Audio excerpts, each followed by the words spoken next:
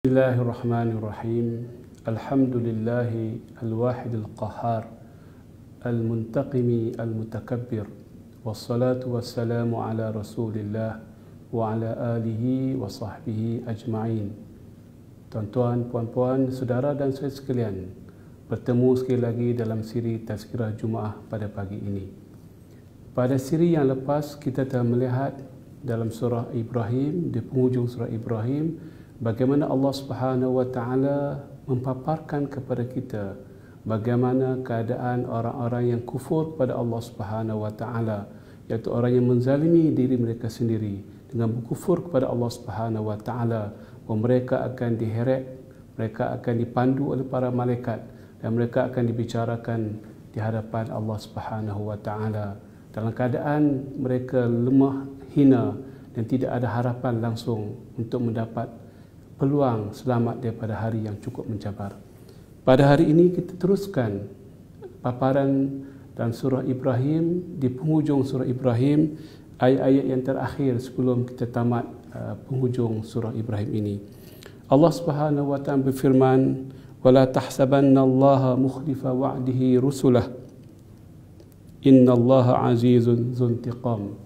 Janganlah kamu menjangka, wahai Muhammad, bahawa Allah Subhanahu wa taala akan tidak menunaikan janjinya kepada nabi-nabinya, kerana Allah Subhanahu wa taala azizun, amat berkuasa, zuntiqamin, dan mempunyai kuasa untuk membalas dendam kepada orang yang kufur dan menzalimi kepada Allah Subhanahu wa taala. Kita masih ingat dalam minggu yang lepas Allah Subhanahu wa taala mulakan cerita, wala tahsabannallaha ghafilan amma ya'malu zalimun. Wahai Nabi Muhammad, jangan kamu menjangka Allah Subhanahu wa taala lupa, alpa dan lalai daripada apa yang dilakukan oleh orang-orang yang menzalimi atau orang-orang yang kufur kepada Allah Subhanahu wa taala. Ayat yang baru ini Allah menyebutkan, janganlah kamu juga menyangka bahawa Allah Subhanahu wa taala lupa janji Allah kepada para nabi dan anbiya untuk membantu dan membalas kepada orang yang kufur kepada Allah Subhanahu wa taala. Yauma tubaddalul ardu ghairal ardi was samawat, di hari mana Allah akan menukar bumi ini pada bumi yang lain, was samawat, begitu juga langit yang lain. Pada hari itu bumi yang kita biasa atau dunia ini akan berubah berbentuknya, kepada temperaturenya, kepada alam landscape-nya yang berbeza yang kita tidak dapat bayangkan. Begitu juga dengan langit. Mungkin langit pada masa itu langit yang bukan langit sekarang, yang biru, yang cantik, yang nyaman, yang damai dan sebagainya. Di padang mahsyar segala bentuk alam dan muka bumi bertukar. Yauma tubaddalul ardu ghairal ardi, ditukar bentuk muka bumi pada hari itu, dan juga keadaan ekosistem bumi dan juga langit bertukar sama sekali. Wa barazu lillahil wahidil qahar, mereka tampil maju ke hadapan secara berbarisan di hadapan Allah Subhanahu wa taala. Wa barazu, mereka dalam keadaan tersusun kemas menghadapan Allah Subhanahu wa taala yang esa dan juga yang maha perkasa dan maha kuat, al-qahar. Wa taral mujrimina yawma idzin muqarranina fil asfad, dan kamu melihat orang-orang yang melakukan kesalahan di atas muka bumi ini pada hari tersebut, muqarranina fil asfad, mereka disatukan sesama mereka dengan belenggu. Mereka diusung oleh Allah Subhanahu wa taala, dihadapkan di hari mahsyar dalam keadaan mereka dibelenggukan satu dengan lain.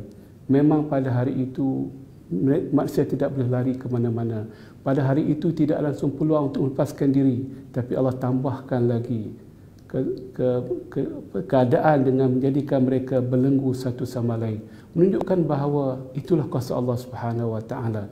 Bukan sahaja hari itu dahsyat, hari itu tidak ada tempat lari dan peluang untuk melepaskan diri, mereka dibawa secara beramai-ramai, dibelenggu satu sama lain. Itulah kuasa Allah Subhanahu wa taala. Mungkin dalam tazkirah yang lepas saya sebutkan, itulah suasana hari kiamat. Masuk syurga pun kita masuk beramai-ramai, pegang tangan satu sama lain. Begitu juga masuk dalam neraka, kesemuanya disatukan dan dimasukkan sekaligus sebagai tanda kebersamaan dalam perkara baik atau perkara yang jahat. dalam perkara yang zalim, dalam perkara yang jahat.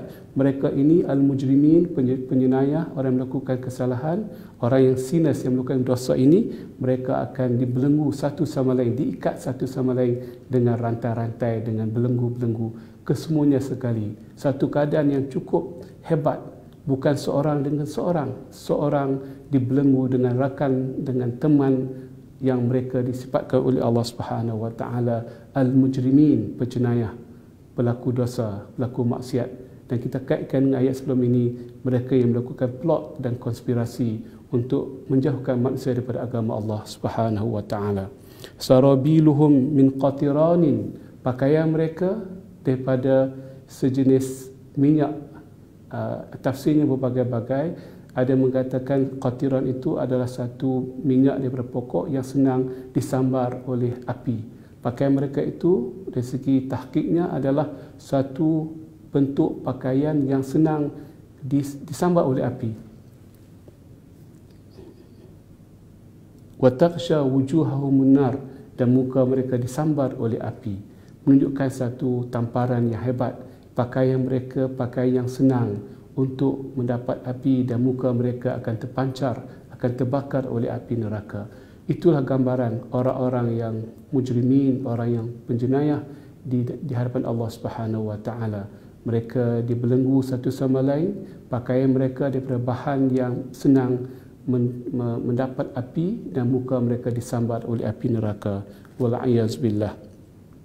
Liyajziyallahu kulla nafsin bima kasabat.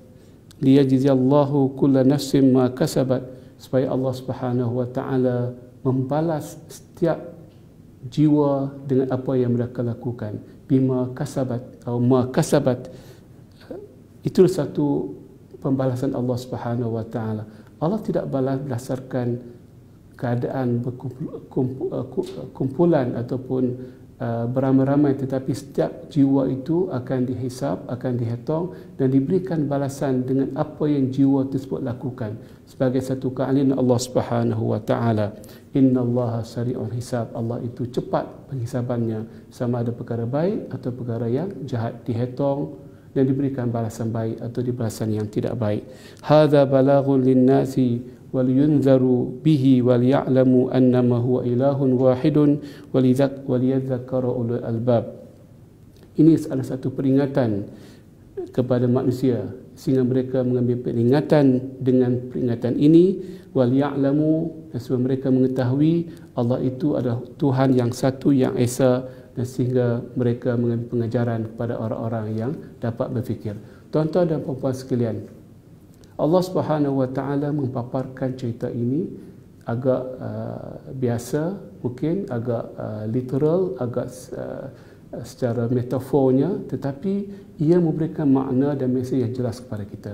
Antaranya Allah Subhanahu wa taala menerangkan kepada kita, tidak mungkin dan tidak mungkin akan berlaku Allah Subhanahu wa taala lupa untuk memberikan azab pada orang-orang yang tidak beriman kepada Allah, yang kufur dengan Allah Subhanahu wa taala, dan orang-orang yang melakukan jenayah disebutkan sebagai mujrimin di atas muka bumi ini. Kalau Allah Subhanahu wa taala menjadikan dunia, bumi dan langit dan keadaan yang tersusun, yang cantik susunannya, yang tersusun sistemnya, apatah lagi dengan sistem keadilan, sistem yang merupakan sifat utama Allah Subhanahu wa taala sebagai adil, sebagai Tuhan yang adil, yang pastinya akan berikan hukuman kepada mereka yang berhak menerima hukuman yang baik ataupun hukuman yang tidak baik.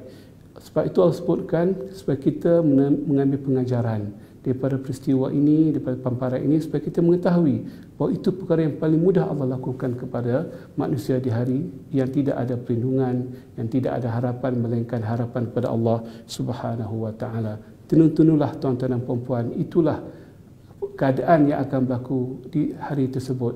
Di dunia, bukan dunia pada hari ini yang kita tahu temperaturenya, suhunya, alam sekitarnya, tempat kita letakkan kaki, sama ada sejuk ke, lembut ke, ada rumput ke, pasir ke, itu satu dunia yang baru. Ghairul ardi, tempat yang bukan lagi dunia pada hari ini. Wassamawat, dan juga langit-langit yang bukan lagi langit pada hari ini, yang mungkin berbentuk warnanya, bentuk dan sebagainya. Dan kita akan melihat sekelumpulan manusia yang jahat, semuanya dibelenggu satu dengan lain.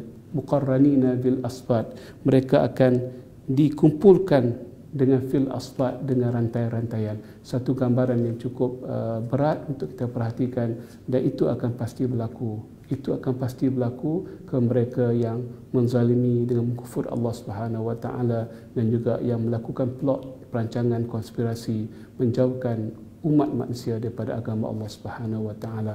Allah tidak lupa memberikan azab kepada orang yang menzalimi, dan kita jangan lebih mudah. Walaupun kita nampak azab itu tidak ada di atas muka bumi ini, Allah akan sediakan azab yang secukupnya kepada orang-orang yang jahat, orang-orang yang berjenayah, orang-orang yang menzalimi, orang yang kufur di hari yang tidak ada balasan dan harapan pada hari tersebut. Wallahu a'lam. Aqulu qawli hadza wa astaghfirullah li wa lakum wa tubu ila Allahi fattaibu minadz-dzambi kaman la dzambalah.